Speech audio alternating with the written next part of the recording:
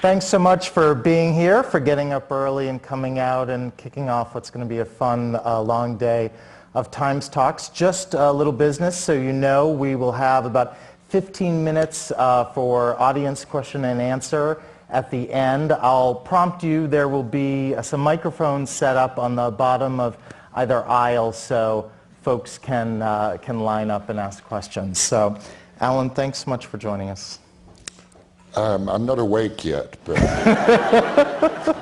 so I don't know that I'm actually here. What is your morning routine? What do you do to wake up and freshen up? Well, it depends what you're doing for the rest of the day, but as I have 2 shows coming up today, which seems at the moment like a kind of impossibility. Usually, if you're involved in a theatre production, everything is geared towards that moment when you set foot on a stage. So tread carefully is what you do. When you have a 2-show day, do you have a routine in between matinee and evening performances that works for you? Well, you have to take it easy, but you mustn't take it too easy, because if you go too deeply asleep between the 2 shows, then it's too much of a shock to find yourself standing in the wings asleep just before you're about to go on. So tricky. And how, as Broadway dressing rooms go, and I've seen a few of them, how cozy or not so cozy is yours? I'm doing all right. Good. Excellent. Tell us, if you can, a little bit. You grew up in London, a family. I believe your mother was stayed at home. Your father was a factory worker. How did you find your way into the theater as a boy or as a young man? What was the introduction, if you remember, for you? Well, largely through school. I went to a great school and had a terrific English department, and the school had a very strong theatre tradition. In fact, we were usually elbowing the teachers out of the way for the best parts and the best costumes. But yeah, school. Do you remember what your first school role was? How old you were? Oh, well, not at that school, but I remember when the very first thing I ever did was at what we call primary school, so I don't know what you call that. Elementary. 7 years old. Yeah. Yeah, and I played the title role in a play called King Grizzlybeard. And I remember my mother cutting out a little triangle of fur out of a rug, which was applied with Scotch tape. That's wonderful. Did your parents encourage you toward acting? What was their sort of feeling about your future? Well, my father died when I was 8, so I don't think he even saw me as King Grizzlybeard. But, I think the safest thing to say is that my mother didn't discourage it. She always just said, whatever makes you happy. Was there any tradition, for lack of a better word, of acting, of art in your family that you came by? My mother was a phenomenal singer. Ah. Yeah. What was her voice like? Pure soprano. Yeah. But strange experience, you know, you have this person called your mother, and then the first time that ever happened is kind of shocking, that she's asked to sing in front of maybe as many people as this.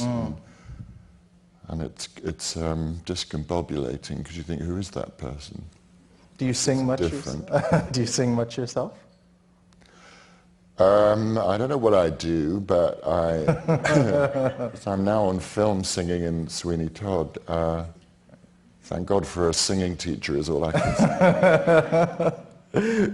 You attended the Royal Academy of Dramatic Art in London, and I'm always curious what actors take away from professional training versus what they bring to their performance themselves. What did you, when you think back on RADA, what did you gain from that? Well, I think I was I'd already trained as a graphic designer. I'd already worked in that profession. I think, and in fact, once I decided that now was the time, it was always too early for me at 18 to think about being an actor, although I probably always knew that's what I wanted to do. but other things had to be got out of the system, and then, you know, life is hindsight as much as anything else. Now I look back, I think, well, I needed to be at art school because that's very much part of my equipment. But when I decided I now would be an actor, what do? You write letters to repertory companies, and they all say, well, we've only got 2 equity cards a year to give. This was pre-Margaret Thatcher, when we had unions, but we've only got 2 equity cards a year to give, and you must accept that we are likely to give those to people who've trained. So then I thought, oh, well, I better train. But then it's going to be like a sausage factory, and I'll just be produced on a kind of assembly line. Well, nothing could be further from the truth, of course. It's very challenging, because they're basically teaching you that less is more all the time, and that truth is the great beacon word, and that you are the servant of the writing. And all of that takes a very long time to disseminate. At RADA, did you know what you didn't know? Did you know what you needed to learn? I think the thing about acting is that you've got, like a lot of things, a lot of activities, you've got this piece of your equipment called your head, and then there's this piece of equipment called your body, and then there's this dividing line called your neck that gets in the way in between. There's a wonderful Jules Pfeiffer cartoon, which is sort of appropriate, where he says, it's a series of drawings of heads, and he says, this is my head. It thinks, it talks, it charms. It has 100 wonderful tricks. I am proud of it. Then there's a series of drawings of disembodied bodies, I was going to say, disheaded bodies. This is my body. It is funny looking. It malfunctions. It looks best in winter clothes. Lucky for my body that I need it to chauffeur my head around. Otherwise, out it would go. And I think a lot of drama school, because it's dealing with this bit of the equipment and this bit, is about pulling the two together. And that takes forever too.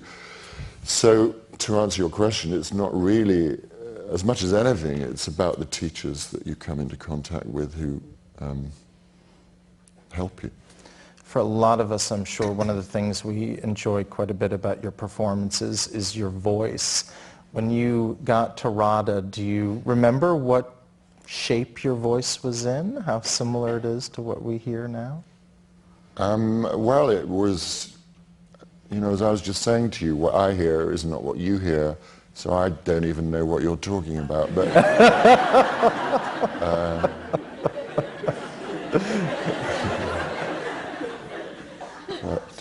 certainly when I was at drama school, it was the source of many complaints, big problems, a great deal of work. A lot of it's just to do with the architecture of your mouth, the sound you make. And then it's about the muscle strength in your tongue. And so once it all gets taken apart, you know, I had big problems. We were talking backstage a little bit about some of those complaints. So hard to imagine for me as someone who loves listening to you. I did think about bringing a phone book just to have you read it to see if that really is true. But what were some of the complaints? What did people feel like needed to be fixed about your voice training-wise? That I had very lazy diction, that I had a spastic soft palate, and that, as I was saying to you, my voice teacher said, you sound as if your voice is coming out of the back end of a drain pipe. So that's how cruel drama school is. It means, I suppose, basically that I had to learn to bring it all forward. it was all kind of traveling backwards. At the time at RADA, were you thinking of a career, this goes to just how you sort of see performance, I guess, but thinking about a career on stage? Were they focusing on training for the BBC, for film? What was your sort of posture? Oh, I think only the theatre, because we don't really have a film industry. Set by kind of default, and then so I never thought about doing film at all. Was there an important stage role early on for you that maybe in hindsight even proved important or influential? Well, you know, I suppose you think in terms of, you can join up the dots of, well, I did this and then that led to working with that director and that play and then that led to that.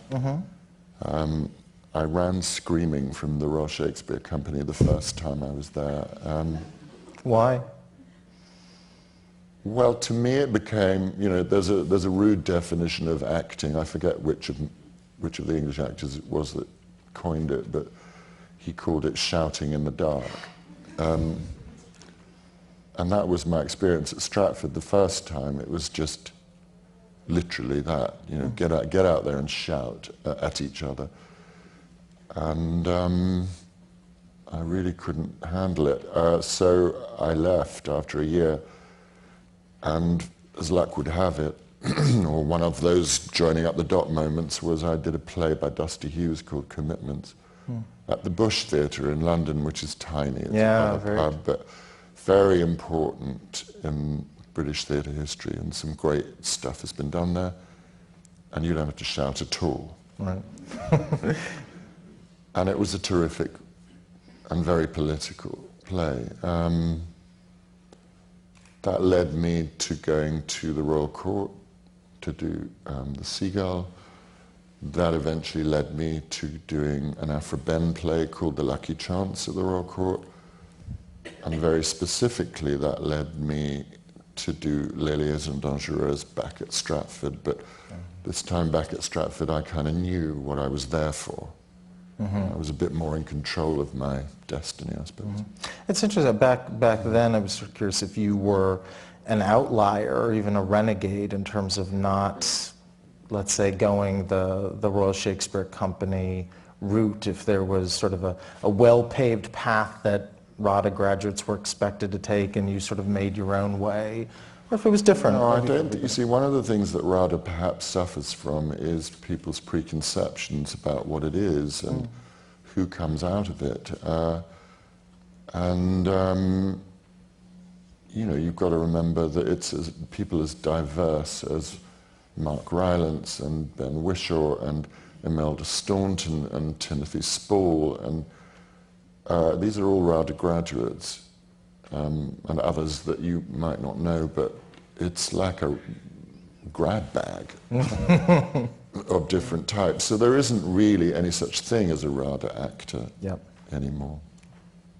You mentioned Les Liaisons Dangereuses. That was your Broadway debut in 1987 as Valmont. A year later, John Malkovich played the role on film. I was sort of curious how you found that first Broadway experience, how maybe it was different from experience that you'd had on stage in England, or if it was just very similar.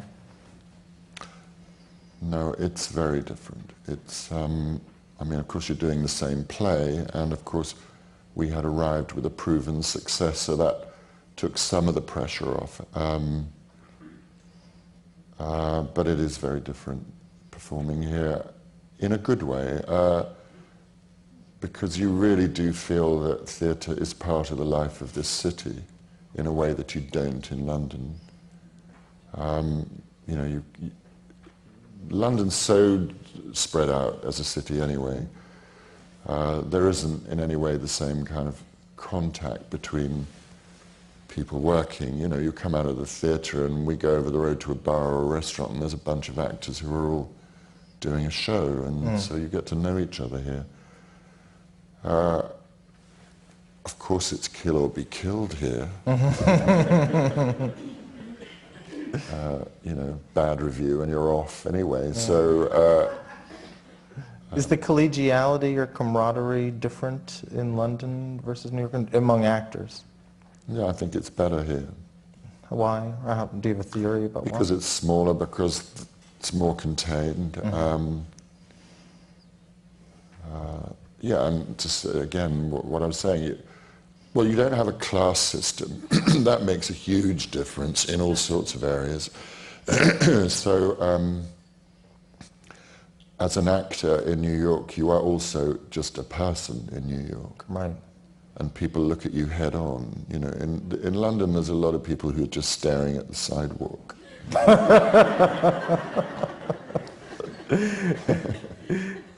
The following year, after that Broadway debut, you broke out in a little film in America called Die Hard. I'd like to play a scene from that movie now. We're going to have some scenes, by the way, so something to look forward to.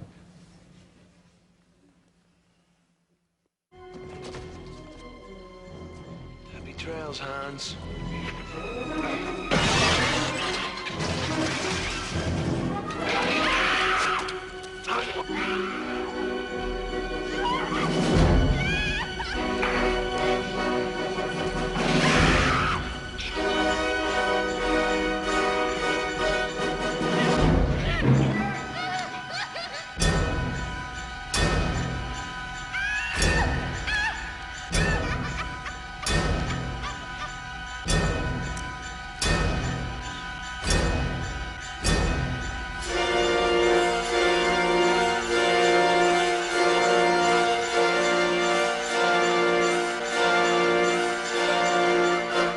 That's not a hostage.